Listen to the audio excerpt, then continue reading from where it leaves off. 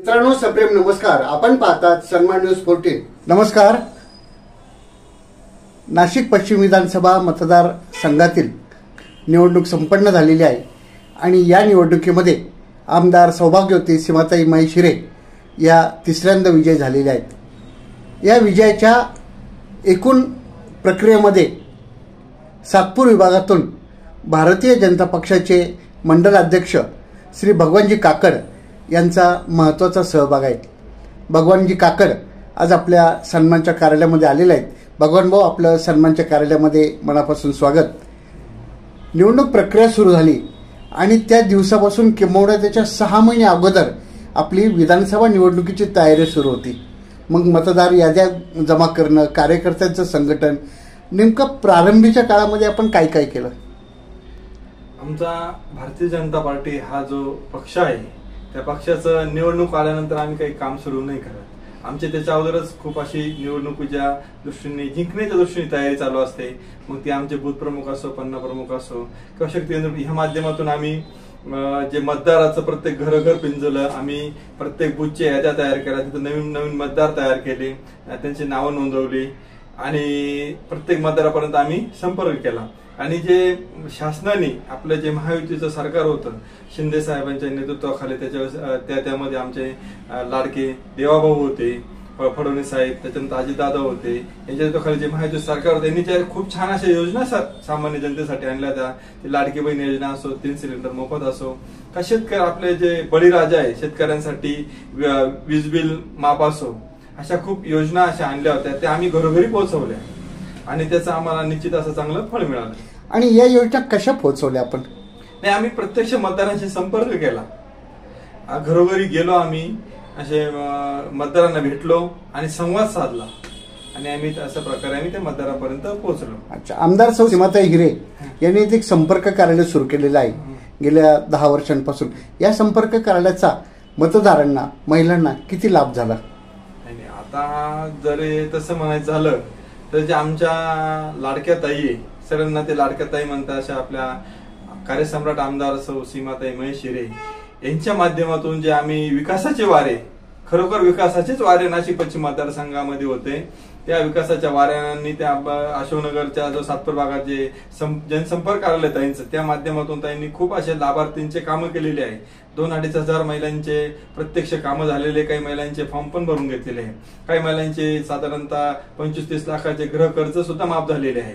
ज्यांचे पतींचे निधन झाले त्यांच्या मागे खंबीररित्या ताई या कार्यकर्त्यांच्या माध्यमातून खंबीररित्या त्यांच्या उभ्या राहिल्या. काहींना आम्ही पेन्शन योजना पण चालू केली, साधारणतः 25,000पर्यंत महिलांना पेन्शन योजना चालू केली. काहींना 10-15 हजार, काहींना 27,000, काहींना अशा खूप अशा योजना, बालसंगोपन योजना असो, वयश्री योजना असो, लाडकी बहीण, खूप अशा योजना आम्ही जे समाजातील जे दुर्लक्षित घटक होते त्याच्यासाठी खूप अशा योजना आम्ही, बांधकाम कामगार असो, घरेलू कामगार असो, खूप अशा योजना प्रत्यक्ष लाभार्थ्यापर्यंत पोहोचवल्या आणि त्यांना आम्ही तिथूनच फॉर्म भरायचो. आम्ही कधी त्यांना नाशिकला जाण्यासाठी काही जाऊन दिलं नाही, त्यांचा खर्च पण आम्ही होऊन दिला नाही, वेळ पण त्यांचा वाचवला आम्ही.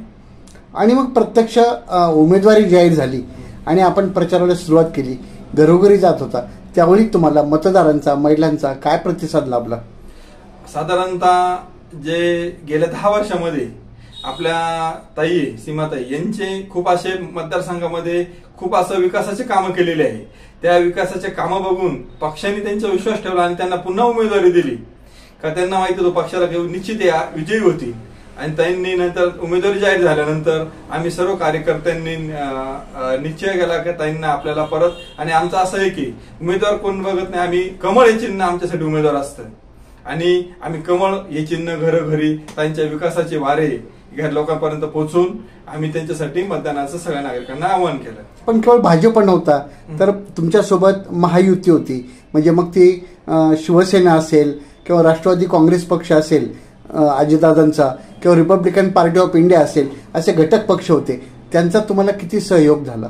आणि उमेदवारी जाहीर होईपर्यंत आम्ही भारतीय जनता पार्टीच्या कार्यकर्त्यांनी खूप असा लोकांशी संवाद साधला. पण ज्या उमेदवारी जाहीर झाली त्यावेळेस महायुतीचे उमेदवार म्हणून जाहीर झाल्यानंतर आम्ही महायुतीच्या सर्व घटक पक्षांशी आम्ही समन्वय साधला आणि आमचे पेचे उत्तर महाराष्ट्र संपर्क प्रमुख आणि नाशिक जिल्हा प्रमुख जे दमदार असं नेतृत्व आहे प्रकाशजी लोंढे साहेब यांच्या माध्यमातून, तसेच आपलं राष्ट्रवादीचे शहराध्यक्ष रणजनभाऊ ठाकरे यांच्या माध्यमातून, नाशिकच्या सर्व जीवनभाऊ रायते विभागीय अध्यक्ष असो, आणि तसेच शिवसेनेचे बंटीभाऊ तिदमे, अजयदादा बोरस्ते जिल्हा प्रमुख, अजयदादा बोरस्ते शहराध्यक्ष बंटीभाऊ तिदमे यांच्या माध्यमातून नाशिक आपल्या सातूर विभागातील पूर्ण महायुतीचे जे पदाधिकारी कार्यकर्त्यांचा आम्ही एकत्रित मेळावा घेऊन खूप असा छानसा समन्वय साधला आणि त्या माध्यमातून आम्ही प्रचाराची दिशा ठरवली.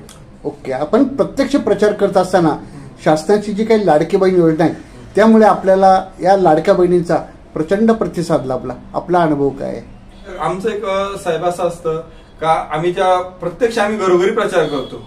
आम्ही असं मेळावा वगैरे घेत नाही, कार्यक्रम आम्ही घरोघरी प्रचार केला. त्यावेळेस ज्या लाडक्या बहिणी होत्या, ज्यावेळेस आम्ही आपल्या लाडक्या आमदार सीमाताईंना घेऊन जायचो प्रत्येक गल्लीत प्रचाराला, खूप असा उदंड प्रतिसाद लाभायचा. लोकांना जर कळलं ताई येऊ राहिला, लगेच औक्षणाचं ताट करायचं, ताईंना लगेच ओवाळायला यायचं. अशा खूप अशी गर्दी रस्त्याला मोठ्या प्रमाणात होती आणि खूप असा महिलांचा भरभरीत आशीर्वाद. महिला म्हणायच्या ताई तुम्ही घाबरू नका, आम्ही तुम्हालाच मतदान करणार, प्रचंड मताने तुम्हाला विजयी करणार.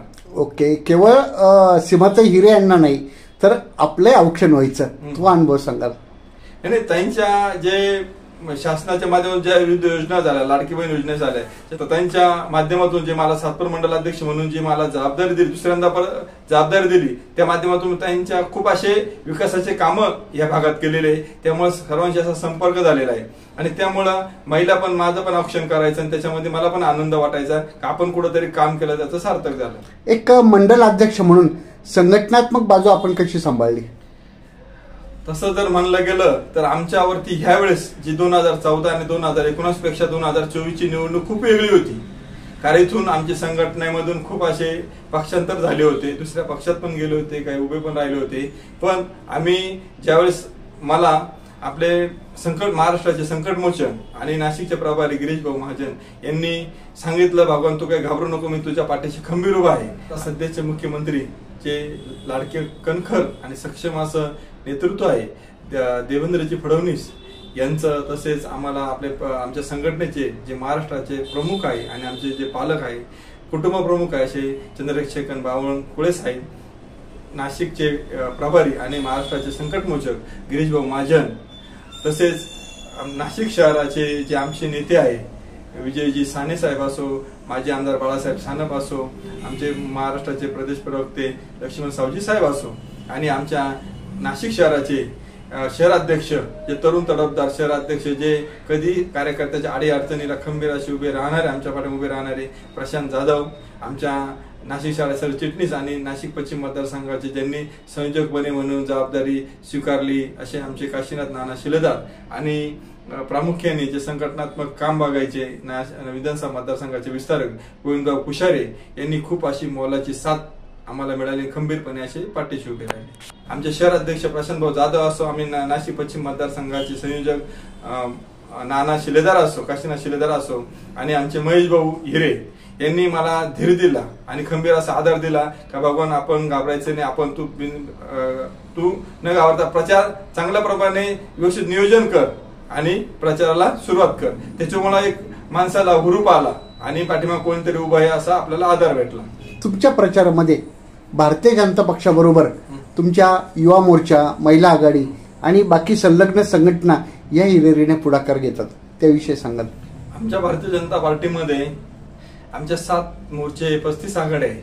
या 7 मोर्चामध्ये युवा मोर्चा असो, महिला आघाडी असो, एससी मोर्चा असो, आमचा ओबीसी मोर्चा असो, या सगळ्या मोर्चांचे अध्यक्ष यांनी खूप असा प्रत्येकाने झोकून असं काम केलं आणि विजयश्री खेचून आणला. अच्छा, आणि मग जेव्हा निकाल लागला त्यावेळेची काय भावना होती? ज्यावेळेस निकाल लागला त्यावेळेस आनंदांना सगळ्या महायुतीच्या कार्यकर्त्यांना 2024ची जी निवडणूक होती ती असं सगळ्या महायुतीच्या कार्यकर्त्यांना वाटत होती का चुरशीची, बाकी संघाची चुरशीची होईल, पण आम्हाला ठाम विश्वास होता की आमचा जो उमेदवार आहे तो निश्चित असा बहुमताने निवडून येणार आहे. आणि प्रत्यक्ष मतदान केंद्रावरती मतमोजणीला होतो. मागच्या 2019ला पण मतमोजणीला होतो आणि 2024ला पण मतमोजणीला होतो. त्या मतमोजणीमध्ये ज्यावेळेस पहिली फेरी झाली, दुसरी झाली, तिसरी फेरी झाली, तिसऱ्या फेरीनंतर ताईंना 15-20 हजाराचं लीड भेटलं. त्यावेळेसच आम्ही तिसऱ्या फेरीलाच आम्हाला निश्चित झालं होतं का विजय निश्चित आमच्या कमळ या चिन्हाचाच आहे. ओके, सातपूरचे मंडलाध्यक्ष म्हणून निश्चितच आपल्यासाठी 2024ची असो किंवा 2019ची निवडणूक असो ही खूप महत्त्वाची होती आणि आपल्या नेतृत्वाखाली हा विजय प्राप्त झालेला आहे. खरोखर कौतुकास्पद आहे. सौभाग्यवती सीमाताई हिरे यांचं अभिनंदन करताना आपलंही कौतुक केलं पाहिजे, आपलं अभिनंदन केलं पाहिजे असं मला या निमित्तानं वाटतं. आपण या ठिकाणी आलात आणि मनमोकळी बातचीत केली त्याबद्दल मी सन्मानतर्फे आपलं मनापासून आभार मानतो. धन्यवाद.